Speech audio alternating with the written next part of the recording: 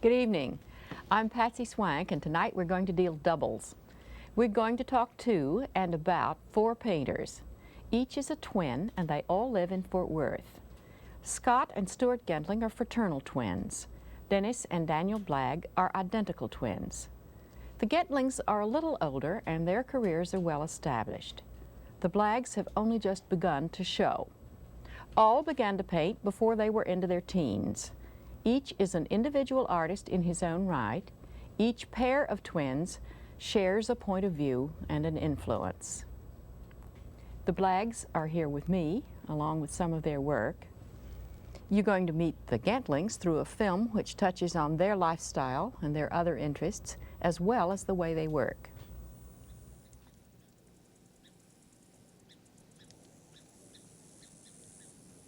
One Saturday afternoon, I remember I was at the Children's Museum and found a book of Audubon's Birds of America. I had read about them all the time, but I had never seen any of the reproductions. And I was amazed because they had reproduction of one of my favorite paintings, favorite birds, wood duck. So I surreptitiously removed the page and brought it home. I traced it, but my coloring wasn't very good. And Scott, who'd always been working with trained models and stuff and had more experience in painting in that respect, took it over and corrected my colors and finished the picture. We're fraternal twins. Our senses of experience are identical. Stuart and I, for the first few years of our lives, spoke our own language. My mother could understand it. I can't remember much of it now, but people were baffled by it. This often happens with twins. Stuart and I are just so together in the ways we feel about art. He's one person I can talk with about ideas, and same for him with me. It does have a lot. And taste is something that can be acquired.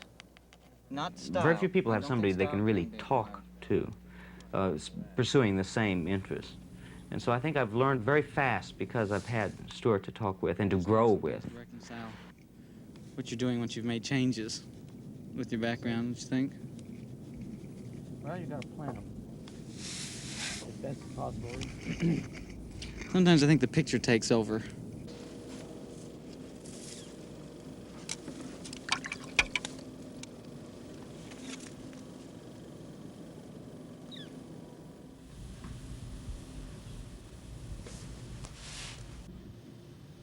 My pictures are a little bit softer in approach, a little bit, if there's anything, perhaps a little bit more gentle in some of my subjects, a little bit more still. I want my pictures to show some maybe overt or some subtle dramatic moment. It can be just the slightest, the last morning star of morning, you know, just before the sun rises. Something that everybody notices, but it's a moment that you stop to notice. It's nothing profound, it's just something that strikes one, that you see that in your mind so much more clearly than the objects just in front of you. Sometimes my style shifts dramatically from painting to painting. Some of mine I like to do very intense. I really get into the detail because I feel it's important to the picture. Others I like to keep relatively loose because I think the loose feeling records more how I felt about the picture instead of how the subject is dictating the painting. Oddly enough, I do not do but maybe 1 or 2 bird paintings a year at the most. I put a lot of work into them, but in a way they're relaxation for me. It's kind of a vacation when I do them, and I love my other work, and so I feel obligated to that first.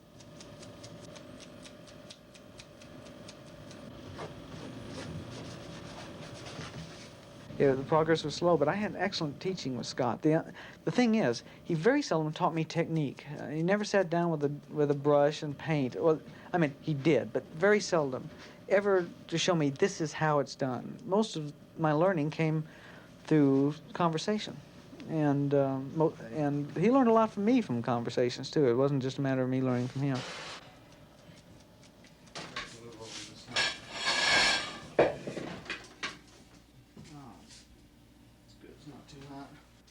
Everything changes. Everything must change. No, I think people, if they thought, I mean, as good as my relationship is with Scott, if I thought I'd be living with him 30 years from now, I'd go berserk, and so would Scott. I mean, you have to grow and change. And we have changed an awful lot in our relationship in the last few years. If we get 3 more days of good weather, we can finish those pictures. Yeah, but if you work in the studio, you know, when the floods come and wipe out your subject. In spite of the fact the water flooded our subject, do you think you have enough to work on? Well, I make up a lot, but this time I'm going to have to make up more than usual. I'm just not sure what direction I should carry it. Well, you know, you got mine to go by. Starting from the bottom up. Mm-hmm. I want to finish those buzzards, too. I can finish that this week. I'm very pleased with that picture. Very pleased.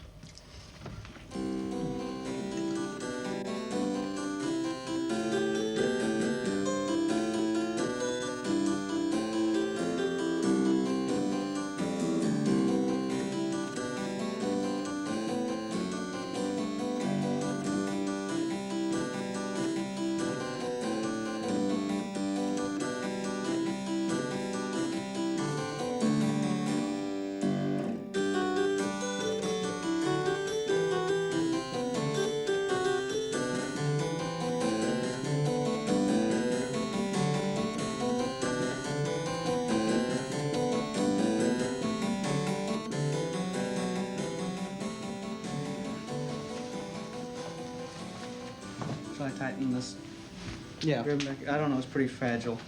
When you think that thing has been here since 1786, 1785. Every time the thread drops off, I shriek in horror. It's amazing what condition, though. Oddly enough, the silk survives very well as long as it's kept. Is that really true cool. that moths don't attack pure silk? I don't think so, but other insects can. And it's good to have a good insect repellent. Keep them away. I have no desire to return to history. I've studied it too closely for that. But I got those costumes because not only were they beautiful, but I wanted to find out what they really looked like back then. Not only what they looked like, but how it felt to wear one of those costumes. And, or how it felt to walk around it, and how the whole ambience of it, the tone of an age. Needs to be in a simple coat, and the simple ones are harder to find than the embroidered ones. Here, stand up. This is a very soft velvet. You can see. It's much more comfortable than that Duke suit. It's playing with Be time. careful. Yeah, careful, very, yeah. Oh, This yeah. is so frail. Yeah, Sure, the wrinkles in the pockets. They had a kind of wrinkly look in the Yes, they 18th like century that. because their materials were natural, and we've gotten so far away from the actual. Well, actually, we're returning to some more natural materials, but with artificial chemical But, fibers. you see the wrinkles in the portraits, in the paintings then. Look at that color, though. It's not pink. It's not brown. When I grew up, everything was in a glass case with a big "Don't Touch" sign on it. Well, I'm just petulant enough to actually say I want to touch. And not only that, but I want people who are interested in these things to touch them. I have a tactile sense. And I don't want a barrier between me and the first-hand experience of an object or anything else, or any experience. Oh, yeah, that's kind of neat. I graduated from high school here in Fort Worth, and I went 1 year to college at Tulane University. During that time, I was invited to go to the Pennsylvania Academy of the Fine Arts in Philadelphia, and so I quit after my first year of college and went on to professional art school, where I remained for 4.5 years and became a professional painter, I guess. One of my true beliefs is, when painting, I never paint anything in passion, if I can avoid it. Now, painting directly from nature, I often am quite excited, but I prefer not to be. I prefer the excitement to have already taken place, so that the memory of it and the experience of it will come out in my painting, no matter what to be even-tempered when you're painting, you can control. This is the craftsman making a feeling come to life. Some people compare me with Andrew Wyeth. They know neither of our works very well, because anyone who's familiar with both works can see at a glance. For one thing, my moods are entirely different. I do not have his sense of mortality in my work. I paint something akin to poetic dramas, I guess. I'm not literary-minded in my work, but I am dramatically oriented. Not so much situations, concrete situations, but the effects of them. I like to paint by ricochet, so to speak, emotion by ricochet. The effects of something rather than the actual thing. I'm not a realist, in spite of the surface appearance of my paintings. I'm no more a realist in my painting than I am in real life, and that's never been much. This box, I hope, will hold about 30 books dealing with the discovery and conquest of Mexico. It's a subject never handled before. 30 books of views. They're views. It would be basically Yes. You can read visual history rather than a literary history, though we will have some literary references in the books. It's basically pictures. First, we're going to take the discovery at landscapes of the coast until they reach the first city, and then to the first big city, which is Zempoala, which there are enough ruins left to do decent views of, and then on up into the highlands as it gets more dramatic. To the great merchants' camps where the long caravans of merchants used to come up through the mountains and and then head south into the rich tropical lands for trade. To the high lava deserts, and where they almost starved, and some of the Zempoalan allies froze to death. The books fold out, you know, like an accordion. By being able to fold it out and fold it up, we can extend the book into long vistas, long scenes. We can use a close-up perspective, but carry the size out in such a long format that you can get detail as well as expand. When you get a view, this is from the Western Causeway, this is from Tacuba into the great city. And by having something as large as this, it actually occupies your whole field of vision and gives you a tremendous feeling of verisimilitude. It really it feels like you're there. Yes. And as far as I know, Scott and I are uniquely able to create this feeling of reality that most other painters who are architecturally oriented, that work with museums, just show things with real sharp, vanishing perspective. We're lucky. We have the love of history. We have the love of the subject. We've researched it for years, and it's just an absolute love of ours. We've read all the available information that we have. As far as archaeological information goes, the detail information that we want comes into us in bits and pieces. Yes. And we've got a lot, but there's a lot more that needs to be known. Certain structures, certain house sizes, the height, the depth of the water in the ancient city of Mexico. It's never been done before. It's going to be utterly valueless. It's not for sale, No. so we don't have to worry about the worth of it. It's not an assignment to illustrate as if for a National Geographic. It's not that kind of assignment. This is a labor of love, if you will, and we have the artistic ability to visualize it.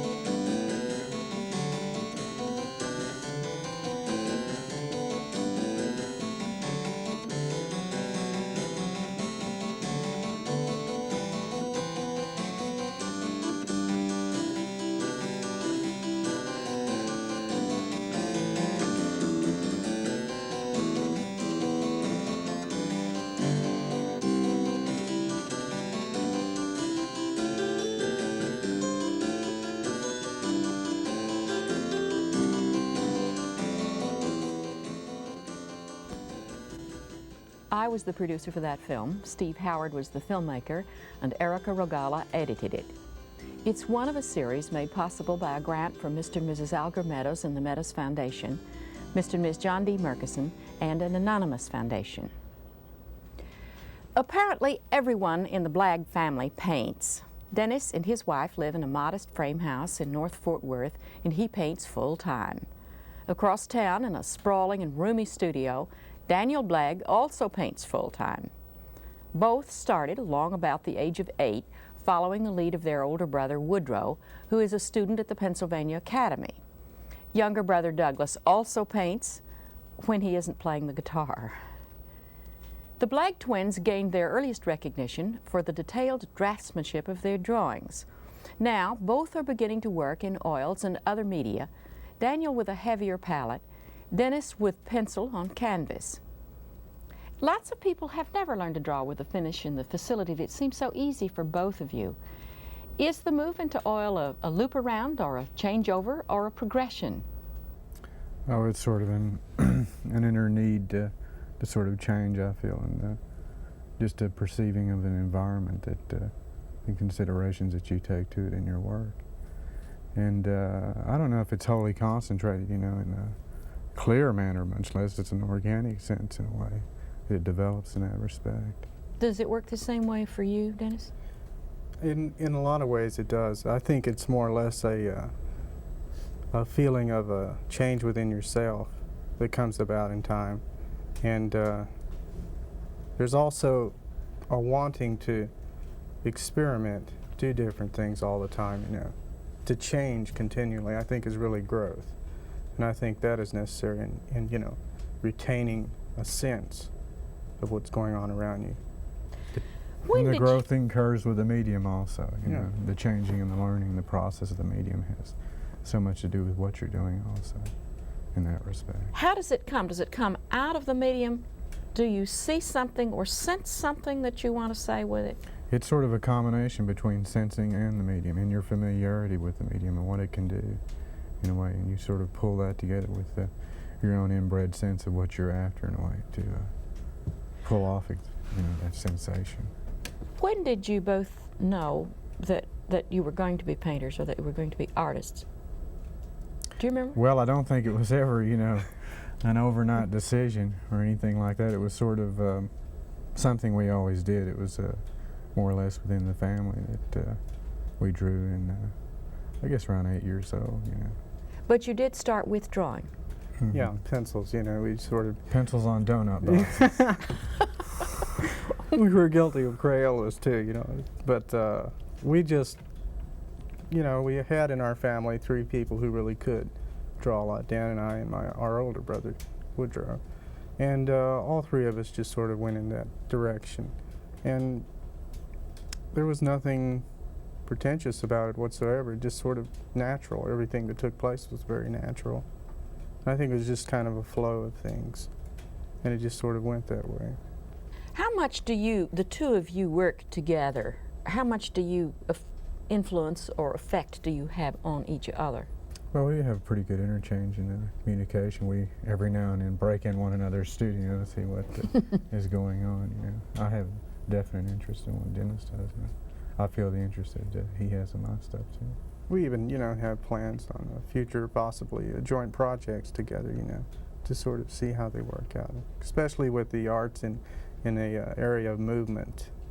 What do you mean by that? Well, I mean by objects and things, not necessarily art on a space, it's flat and there, but other things around it, just literally, it's hard to explain really, as it is if you could just see it really. But what we're thinking of is the direction, something like a good point to point out, if you've ever seen any of Jim Malone's work, or Ed Blackburn's work, and they're taking on a direction in art, I think that is really positive, and that is mixing all sorts of medium with it. You know, they used a camera obscura, which was an exhibit they had in Corsicana, and what it did was they had a large space, and they had black coverings over the windows with a lens that reflected the outside image on this large space, and it would move. Well, they had drawings on this large space also. And I found that to be really a fascinating thing to see art taken in so many different directions, that it just opens your mind up to so many different aspects that there can be used in art, such as wind force, anything really. It's an environmental project all the way, and I think the way they do it is really interesting. They had one at Delahunty's, which was very outstanding. Well, is this the direction that you feel you're working in, or do you feel, both of you, that you have a specific direction at the moment? No, I don't like to think that I have a direction at all. I like to think that what's coming right to me at the time and what happens at the time and what comes out at the time is just the way it goes. You know, I think it just comes. It's in you, you see it, you can't sleep or do anything until you get it out of you, and then you do that and it's over with. And I think that's the way I want to take it. I don't really want to become of thought that I would literally have to think it out, you know. I want it to just happen. Is that the way you feel? Well, in some respects, yes. And to that extent, the work isn't a centrally concentrated thing. And, you know, I feel that it has to be, in some ways, an organic process within your own self that you go through, and your reflections of your environment also. But So, as far as that change goes, you know, the change is something that is not predictable, and it has no real stationary effect. In other words, it changes all the time in a way. well, does the special kinship that exists between identical twins have a bearing on your work? Yeah, I think so. I think that there has to be someone that you just really, you know, have confidence in relating this to an extent. And then it's important. It also helps you keep your feet on the ground in a way, to the extent that, you know, you can get pretty far out sometimes, to the extent that you wonder, if, wait a minute, am I being valid, you know, that sort of thing. And then you Best get to friend and worry, severest critic? Yeah, which is important in a way. I think it is. Does it function in a different way between you than it does between you two and your older brother? I don't know. I think it's being a twin is really something I found to be one of the most difficult things to explain. You know, because there are times that your train of thought is exactly alike. And there are times when it's completely opposite, you know. And I think that with our older brother, he tends to be more or less he's more or less of his own mind, and he tells us what he thinks of our work, and we tell him what we think of his work, you know. And I don't know what it is, but I think it's just strange. I can't really explain the development of a relationship there and how it works together like that, because it's not the same. I don't think any two relationships ever become the same or even get close, really. I think they're just different in a lot of ways. But it does not impede your work? No. No. I don't feel any sense of impediment from that now. Can you imagine being anything else but artists? Well, I don't think of myself in terms of an artist. You know, I pretty much think of myself as someone who just tries to go to a space and try to compose it in a way and to paint it, you know. And I don't know what the label artist does for me in a way. And I tend to agree. That makes me different from anyone else. You know? I tend to agree with that philosophy, because I think more or less of the terms, it's just a human being picking up on what he has to do, and, you know, getting out of his system what he needs to get out of his system. What else? Does sculpture concern you at all? I've worked in clay in the past. You know, when I was at school, I pretty much did some clay things, but I haven't felt that urge. And though I have an interest in it, you know, and I admire a good sculpture, really. And but I have never felt the urge to get right into that yet. And I don't know if I will or won't. You know, I can't really limit myself to that type of response yet.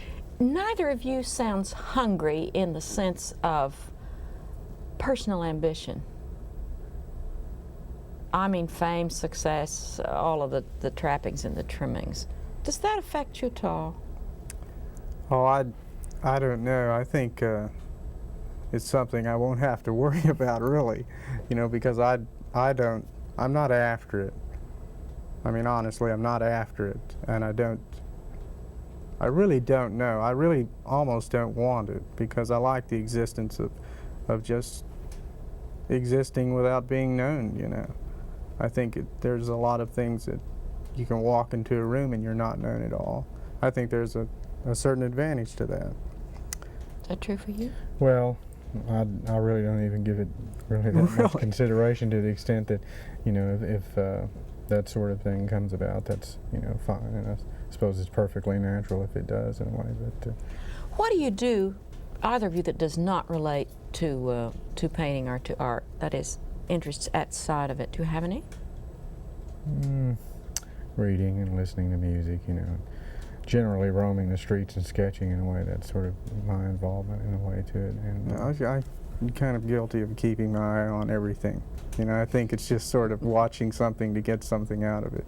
And I just can't really think of a moment when I'm not. I'm a cheater. I'm always on the prowl, you know, just looking all the time. At work 24 hours a day.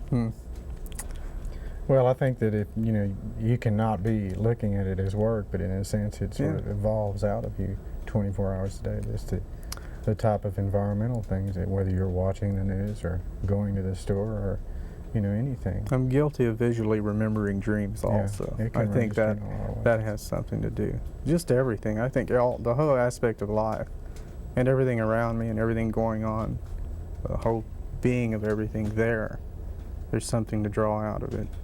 Do you have any sense of where you will be in a decade's time, or where you would like to be? No, not really. No. I couldn't say that I'm projecting a decade ahead. No, not at all. I'm taking today, just as it comes. So what you're telling me, I think, is that you and we will wait and see what happens. Thank you both for coming.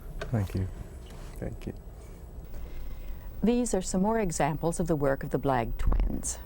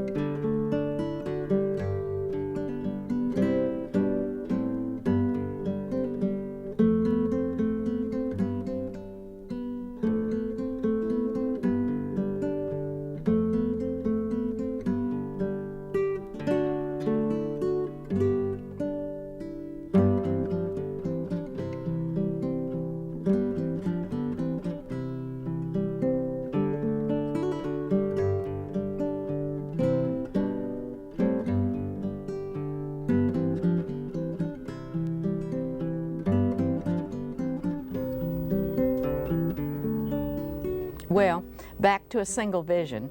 Though looking at the work of these four men, I guess we never really left it. I hope to see you next week. Good night.